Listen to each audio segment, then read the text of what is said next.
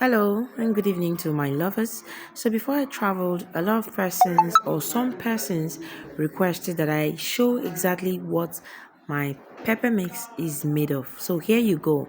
We have tomato, we have scotch bonnet pepper, which is this one, and we have habanero pepper. That's one that is very peppery and has a good smell, yeah. And then your regular fresh pepper. So you are going to remove the seeds in your scotch bonnet pepper and cook it alongside your tomatoes. Now this my tomato mix is in quantity, so I did not add onions, and that's why I blended the onions separately. And in here I'm also going to add my tomato paste, and I'm going to give that a good mix, and we'll jump right into how I make the best stew in the entire world with this mixture. Yeah. So right now my oil is heating up on fire. So this is everything I need in my stew. Why you don't need to do drama for your stew to be tasty. First thing, throw in a pinch of salt to get that sizzle. Make sure the oil is very hot. And then you go in with your onions, and as soon as you add the onions, rush for your tomatoes, rush for it and turn it.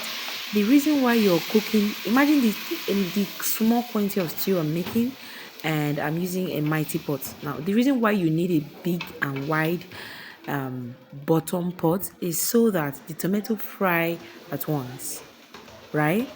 When you're using a small pot to cook or a deep pot to cook your stew, while the under is frying, the top still has water. And before you eventually fry everything, that's if you have the patience, the stew becomes black. So always use the pot that is times 4 bigger than the quantity of your tomato to fry your stew. I don't know if that makes sense, but yeah. Should we discuss the difference between habanero, scotch bonnet pepper, and your regular fresh peppers? Or you already know that? If you do not, that pepper that is a little bit bigger than shombo is your scotch bonnet pepper. Do not use the seed. Remove the seeds before you blend, yeah?